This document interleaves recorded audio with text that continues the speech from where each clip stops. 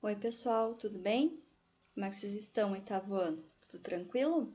Então, hoje eu tô aqui pra gente dar continuidade aos nossos conteúdos, tá? A gente vai trabalhar lá no livro didático, na nossa apostila. Vamos dar continuidade ao nosso assunto, que é a crônica, e vamos trabalhar das páginas 58 até a página 63, tá? Então, já podem ir organizando o material de vocês aí. Lá na página 58, então, no finalzinho da página, a gente tem uma nova crônica para que a gente leia, tá? O nome dessa crônica é O Coelho e o Cachorro, tá? Então, ela inicia aqui na página 58 e ela termina aqui na página 59, essa crônica do Coelho e do Cachorro, tá bom? Então, ele está falando que o escritor Mário Prata, né?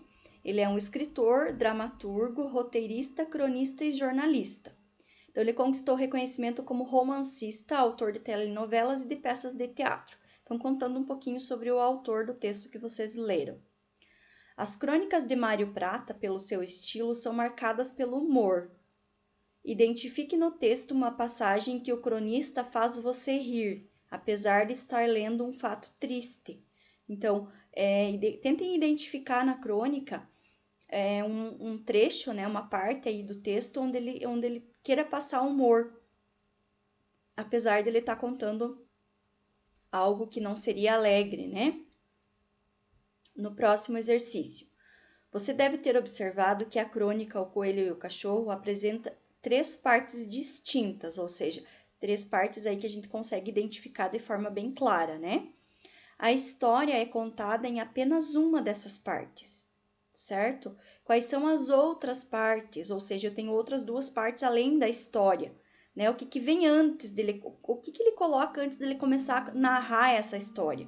E depois que ele termina essa narrativa, que outro tipo, digamos assim, de texto está dentro dessa crônica além da narrativa, tá? Vamos ver se vocês conseguem identificar aí, tá bom? Então, são 3 partes aí. A parte antes da narrativa, antes da historinha, antes dele começar a contar o fato.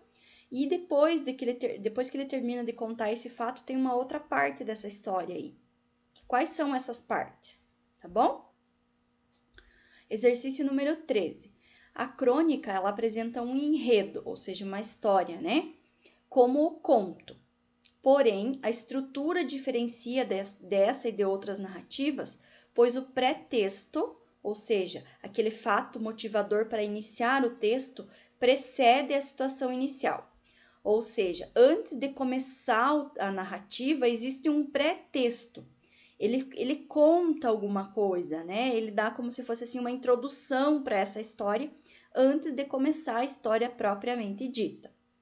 Depois disso, segue o desequilíbrio. Então, depois da situação inicial, existe um desequilíbrio nessa história, que é o conflito. Então, existe o pré-texto, essa situação antes dele começar a narrativa. Existe a situação inicial, onde ele começa aí contando dos personagens, enfim, ele coloca um cenário para nós aí quando ele está contando essa narrativa, né? Depois dessa situação inicial, é que vem o conflito. O que é o conflito?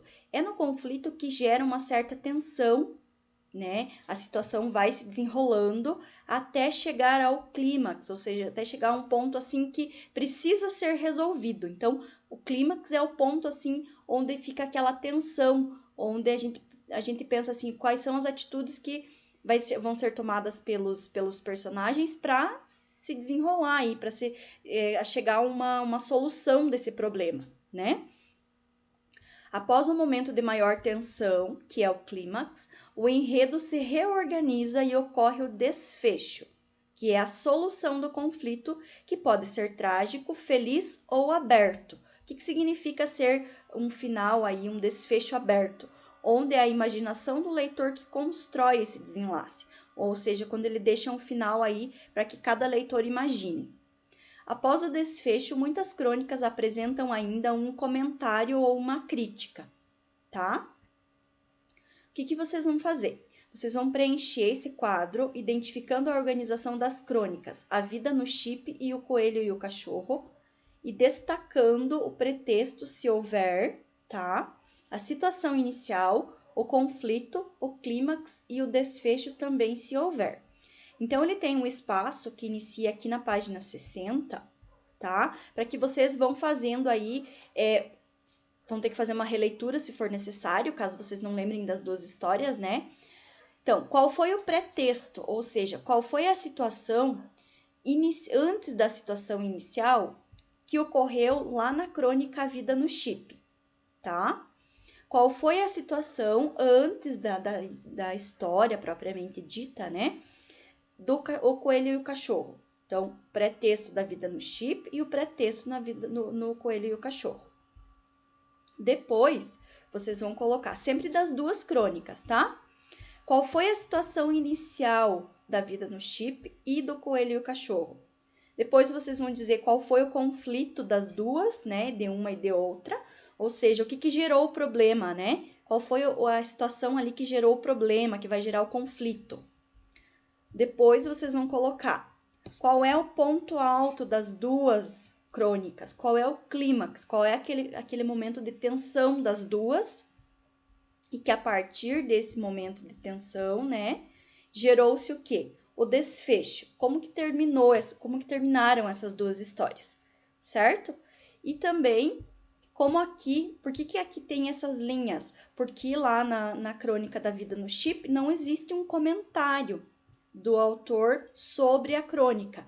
Já no Cachorro e o Coelho existe. Então, qual é esse comentário que existe aqui? Tá? Então, vocês vão fazer aí uma comparação colocando as informações de cada uma das duas crônicas, tá bom? Depois, tem algumas perguntinhas para que vocês continuem fazendo resolução. O que você notou em relação à linguagem do texto, O Coelho e o Cachorro? Ela é semelhante à da crônica A Vida no Chip? Ou seja, a forma como foram contadas as duas histórias, elas são semelhantes? O que elas têm de semelhança? Né? A forma como a linguagem é colocada. É uma linguagem formal? É uma linguagem informal? Como que é a linguagem dos dois textos?